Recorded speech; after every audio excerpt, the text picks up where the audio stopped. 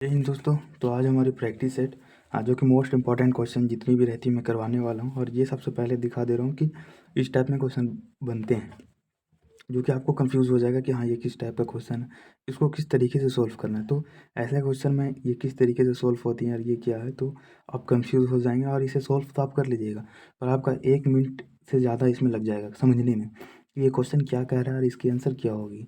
तो यह है आसान, मैं इसको समझा देता हूँ। क्योंकि ऐसे और भी 3-4 पैटर्न के क्वेश्चन पूछते हैं, तो वो भी मैं आपको बता दूंगा। तो ये सब हमें प्रैक्टिस सेट में ही चलेगा, और जो इम्पोर्टेंट रहता है, जो टॉपिक में छूट जाता है, वो मैं प्रैक्टिस सेट में करवा देता हूँ। तो इसको आप अच्छे से करें और सभी का आंसर आप खुद ब खुद देते जाएँ। और लास्ट में आपका जितना स्कोर आता है 20 में जितना स्कोर उतना कमेंट करके ज़रूर बताएं। उससे आपका भी एक मोटिव बनेगा कि हाँ मेरा इतने सही हो रहे हैं और मुझे और अच्छे से करना होगा। तो शुरू करते हैं पहले क्वेश्चन से। तो पहला क्वेश्चन क्या है, उपनिषद पुस्तक है, यानी थोड़ा मॉडरेट क्वेश्चन रहेगा। तो उपनिषद पुस्तक क्या है, तो वो उपनिषद क्या है, दर्शन पर आधारित है, यानी उपनिषद दर्शन है। और फिर आ जाता है दूसरा क्वेश्चन, योग दर्शन के प्रतिपादक हैं, यानी योग दर्शन के प्रतिपादक कौन है, तो वो कौन है, पतंजलि। यानी योग दर्शन के प्रतिपादक कौन है, पतंजलि। और फिर देखते हैं तीसरा क्वेश्चन, प्रसिद्ध 10 राजाओं का युद्ध दशरथ युद्ध किस नदी के तट पर हुआ था। तो ये काफ़ी इंपॉर्टेंट है, प्रसिद्ध 10 राजाओं का युद्ध जिसे दशरथ युद्ध किस नदी के तट पर हुआ था। जो वैदिक काल में युद्ध हुआ था, ये मैं बताया था आपको वैदिक क्विज में। तो वो कौन सा नदी के किनारे हुआ था, तो पुष्नी नदी के किनारे हुआ था। फिर देखते हैं चौथा क्वेश्चन। चौथा क्वेश्चन क्या कहता है, ऋग्वेद का कौन सा मंडल पूर्णतः सोम को समर्पित है। यानी ऋग्वेद का कौन सा मंडल सोम को समर्पित करता है, तो वो कौन सा 9वां मंडल जो है वो सोम को समर्पित करता है। फिर देखते हैं पांचवा क्वेश्चन।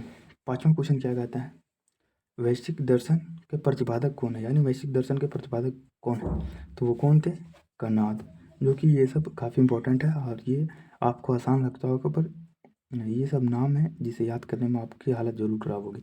तो ये आप देख लिया और लास्ट में स्कोर ज़रूर बताइएगा, और अपना सब लोग आंसर देते जाइएगा मन में। फिर देखते हैं छठा क्वेश्चन, वेदों को अपौरुषेय क्यों कहा जाता है। तो अपौरुषेय की ऑप्शन है क्योंकि वेदों की रचना देवता ने की थी, और बी में ऑप्शन आ जाता है क्योंकि देवता की रचना, क्योंकि वेद की रचना पुरुषों द्वारा की गई थी। और तीसरा ऑप्शन आ जाता है क्योंकि वेद की रचना ऋषियों द्वारा की गई थी। और तीसरा आ जाता है इनमें से कोई नहीं। तो इसका सही आंसर हो जाता है फर्स्ट ए, क्योंकि जो वेद थी उसे अपौरुषेय कहा जाता है, क्योंकि अ, वेदों की रचना देवताओं ने की थी, तो इसीलिए उसे अपौरुषेय कहा जाता है। तो ये कंफ्यूजन क्रिएट आपको कर देगी। तो ऐसे क्वेश्चन देखिएगा। और आते हैं फिर मोस्ट इम्पॉर्टेंट, जो ये क्वेश्चन थे जो एक न्यू टाइप में है, और इसमें आपको कंफ्यूज जरूर होगा, तो इसे मैं बता दूंगा। और इस रिलेटेड से जैसे क्वेश्चन बनते हैं 10-12 क्वेश्चन से प्लस मैं करवा दूंगा। हर एक प्रैक्टिस सेट में ऐसे एक क्वेश्चन रखूँगा, और भी जो नए टाइप के क्वेश्चन है उसको भी करवा दूंगा। तो देखते हैं सातवां क्वेश्चन क्या कहता है, सूची 1 को सूची 2 के साथ सम्मिलित कीजिए। यानी पहला सूची में क्या देता है, वेद, और दूसरा सूची में दे देता है यज्ञकर्ता। यानी जो हमारे 4 वेद है, ऋग्वेद, यजुर्वेद, सामवेद, अथर्ववेद। यानी आप यजुर्वेद को पढ़ेंगे तो आप लास्ट में क्या लगाइएगा, हेता या हेतु या ये आपको मिलान करना है कि हाँ पहला का ए होगा, यानी ए का 1 होगा, या बी का 2 होगा, या 3 होगा, या डी का 2 होगा, 3 होगा। इसे आपको सही करना है, यानी कौन सा सही है। तो इसे आप जो पढ़े होंगे, याद किए होंगे, ये मैंने बताया था वेद, 4 वेद और उसके उपवेद। तो वो काफ़ी वेद जो थी वो याद करने के लिए मैं बोला था। वेद की जो चार्ट भी मैं टेलीग्राम पे भी इसकी लिंक डाल दिया था नोट्स की, तो आप लोग देख लेना। तो इसकी सही आंसर हो जाती है ए, यानी पहला का ए, यानी ऋग्वेद के आप गाते रहेंगे तो आप हेतु कहलाएंगे, यानी अपने नाम में लगाएंगे। और यजुर्वेद के आप ज्ञाता होंगे तो बी, यानी यजुर्वेद के ज्ञाता होंगे तो आप अर्धयुग लगाइएगा अपने आप को। अश्वमेध के ज्ञाता होंगे तो आप उद्गाता या उद्गाती कहलाइएगा। और अथर्ववेद के ज्ञाता रहेंगे तो आप ब्रह्मा कहलाइएगा। तो ये बस वही आपको देखना है कि सूची 1 और सूची 2 में मिलाना है। ये आप बस शॉर्टकट में ये देखना और ये देखना। और ऋग्वेद के आपको देखना कि हाँ हेतु है, हेतु लगाना भी है जहाँ दे। फॉर एग्जांपल ये चौथा में दे दे, तो ये आप देखना था ए का चौथा किधर है, डी में, तो ए का चौथा ये लगा देना। तो बस पहला देखना और बाकी टिक लगा के आगे बढ़ जाना। अगर हाँ 4 यहाँ भी रहा, यहाँ भी रहा, तो आप अगला स्टेप एक यजुर्वेद को भी देख लीजिएगा। बाकी अगर फर्स्ट ही मिल जाता है, जैसे यहाँ पे ऋग्वेद का होता है हेतु लास्ट में, ये क्या था, तो ऑप्शन 2 दे दिया ए में, अशी में 1 1, तो आपको फिर अगला चेक करना है। फिर अगला में यजुर्वेद में अर्धर्यु, इसमें भी 2 ऑप्शन दे दिया 2 2, तो आप अगला स्टेप बढ़िएगा। फिर तीसरा समवेद, तो समवेद के बाद आप उद्गाता लगाइएगा, तो यहाँ दे दिया 3 और 4, यानी ये गलत हो जाता है और ये सही हो जाता है, तो आप इसको टिक लगा के आगे बढ़ जाइएगा। तो इस तरीके से इसको फास्ट में आप कर सकते हैं सिर्फ 10 सेकंड में। तो हर एक क्वेश्चन आप 5 से 10 सेकंड में बस आधा क्वेश्चन पढ़ो और टिक लगा के आगे बढ़ो, इतनी स्पीड से आपको करना पड़ेगा, तभी आप मैथ रीजनिंग जैसे सब्जेक्ट को ज़्यादा टाइम दे पाओगे। तो अब देखते हैं 8वां क्वेश्चन। आर्य भारत में बाहर से आए सर्वप्रथम बसे, यानी आर्य सबसे पहले कहाँ बसे थे, तो वो पंजाब में, जो पंजाब सिंध पाकिस्तान अफगानिस्तान ये सब जो जगह था, जिसे 7 सैंधव प्रदेश कहा जाता था, 7 नदियाँ बहती थी, तो उसी के बारे में कह रहा है कि आर्य भारत पर आए थे, ये सबसे पहले कहाँ बसे थे, तो पंजाब में। और आर्य कहाँ से आए थे, तो वो मध्य एशिया से आए थे, यानी हमारा जो एरिया मध्य एशिया, वहाँ से आर्य आए थे, और जिन्होंने काफ़ी इसकी चर्चा है जो मैं बता। फिर 9वां क्वेश्चन रहा, किस देवता के लिए ऋग्वेद में पुरंदर शब्द का प्रयोग है, तो किस देवता के लिए ऋग्वेद में पुरंदर का शब्द का प्रयोग किया, तो वो इंद्र देवता के नाम पर पुरंदर शब्द का प्रयोग किया गया था। और फिर देखते हैं 10वां, पुराणों की संख्या कितनी है, तो पुराणों की संख्या 18 है। फिर देखते हैं 11 क्वेश्चन। 11 क्वेश्चन क्या कहता है, ऋग्वेद में किस मंडल में शूद्र का उल्लेख पहली बार है, यानी शूद्र, यानी जो हमारी वर्ण व्यवस्था थी पहले 4 ब्राह्मण क्षत्रिय वैश्य शूद्र, यानी जो अंतिम था, उसे ऋग्वेद में किस मंडल में शूद्र का उल्लेख पहली बार हुआ था, तो पहले जो 10वां मंडल है उसमें उल्लेख है शूद्र के बारे में, जो पहली बार मिलता है। और अब देखते हैं 12वां क्वेश्चन। 12वां क्वेश्चन क्या कहता है, भारतीय संगीत का आदि ग्रंथ कहा जाता है, यानी भारतीय संगीत का आदि ग्रंथ कहा जाता है किसे, तो यह हो जाता है समवेद, यानी समवेद को भारतीय संगीत का कहा जाता है, यानी ये संगीत से रिलेटेड समवेद है। और फिर देखते हैं 13वां क्वेश्चन, प्रथम विधि निर्माता कौन है, यानी क्वेश्चन दिया है, क्वेश्चन में आपको प्रथम विधि दे दिया है, बाकी और आगे नहीं दिया, तो आपको ऑप्शन से इसको सही करना होगा। ऑप्शन मनु, चंद्रगुप्त, चाणक्य, सेल्यूकस, यानी चंद्रगुप्त तो गुप्त साम्राज्य का राजा था, अगर ये मोर लग जाए तो चंद्रगुप्त ये मोर हो जाएगा, लेकिन सिर्फ चंद्रगुप्त है तो समझ लीजिए गुप्त गुप्त साम्राज्य का, गुप्त वंश का राजा था। और चाणक्य, जिसे कौटिल्य भी कहा जाता है, इसकी बुक अर्थशास्त्र, और ये मौर्य साम्राज्य का जो प्रधानमंत्री था चंद्रगुप्त मौर्य का। तो सेल्यूकस, जो सेल्यूकस निकेटर जो बाहर से आया था, जिसने सम्राट अशोक के साथ संधि किया था, और इसे 500 हाथी दान में मिला था सेल्यूकस निकेटर, जिसके कारण अशोक नहीं चाणक्य और भी महान बन गया था। चाणक्य का जो था चंद्रगुप्त मौर्य, फिर वो धनानंद को, जो नंद वंश को हराकर धनानंद को मौर्य वंश की स्थापना कर देता। तो 13 का आंसर हो जाता है, प्रथम विधि निर्माता कौन है, तो मनु, तो ये है इसकी आंसर, ये नहीं है। फिर आता है 14 क्वेश्चन। 14 क्वेश्चन क्या कहता है, ऋग्वेद आर्यों का मुख्य व्यवसाय क्या था, यानी ऋग्वैदिक आर्यों का मुख्य व्यवसाय क्या था, तो मुख्य व्यवसाय क्या आ जाता है, पशुपालन, यानी जो ऋग्वेद में था वो ज़्यादा पशुपालन हुआ करती थी। और फिर देखते हैं 15 क्वेश्चन, और इन सब का आप सारे का आंसर अपने मन में क्वेश्चन पढ़े और देते जाए, बाकी मैं सारे टिप्स देते चल रहा हूँ।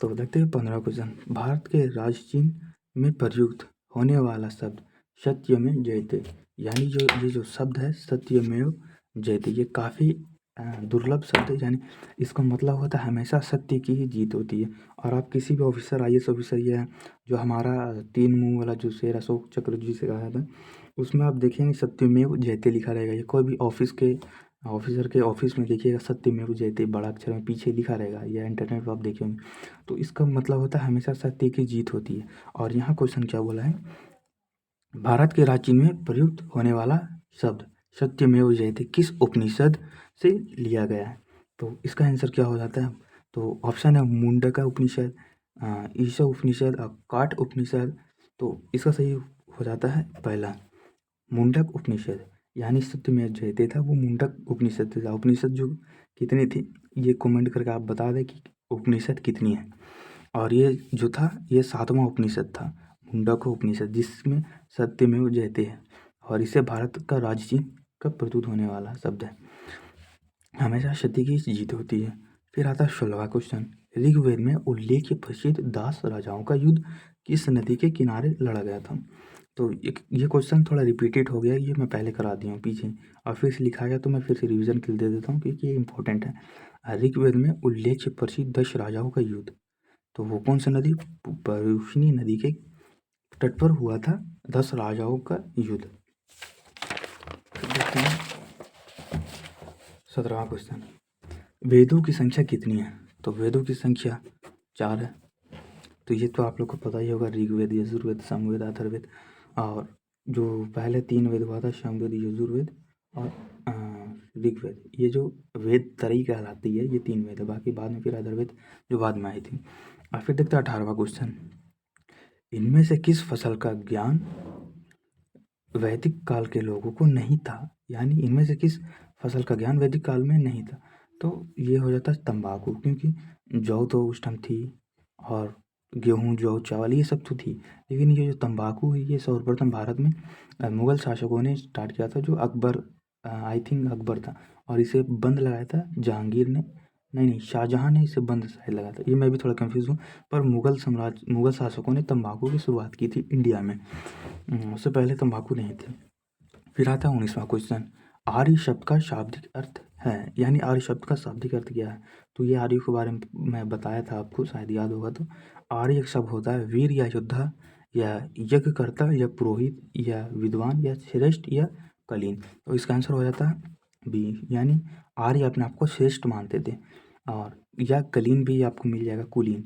और जो हमें मानते थे यानी भारतीयों को वो निम्न मानते थे। और जैसे आज की जो पिछड़ी जाति जो कहलाती है, वो उसे निम्न जाति भी कहती है, यानी ये जो पिछड़ी जाति है हमारी आज के भारत की, आज जिसे निम्न जाति भी कहते हैं, तो ये भारत की ओरिजिनल जाति वही है, मतलब भारत की ओरिजिनल मूल निवासी वही है, पिछड़ी जाति है, जिसे निम्न जाति भी कहा जाता है, या निम्न निवासी। तो आर्य थे वो अपने आप को श्रेष्ठ मानते थे या कुलीन, और हमें निम्न मानते थे। फिर आया था 20वां क्वेश्चन, 20वां क्वेश्चन क्या कहता है, उत्तर वैदिक का काल किसे माना जाता है? तो वो उत्तर वैदिक का 1000 से 600 ईसा पूर्व तक माना जाता है। तो आज का क्वेश्चन यही होता है। तो ये आप अपना स्कोर कमेंट करके ज़रूर बताना, और आप हमेशा ऐसे ही जुड़े, और जितने क्वेश्चन मैं करा रहा हूँ बस ईमानदारी से आप करें। थोड़ा बोरिंग आपको लगेगा क्योंकि कोविड करवा रहा हूँ, लेकिन ये मोस्ट इंपॉर्टेंट है। तो ये कुछ नोट्स हैं जो आप लेना चाहें तो इस नंबर पे मैसेज कर देना YT करके। ये मैं सारे हिस्ट्री की, मैथ, रीजनिंग, हिंदी, और साथ में ई बुक, करेंट अफेयर, हर चीज़ 50 रुपये में आपको दे दूँगा। कोड YT इस नंबर पे मैसेज करना व्हाट्सएप पर, YT कोड का लिख के। तो मिलते हैं नेक्स्ट वीडियो में। जय हिंद।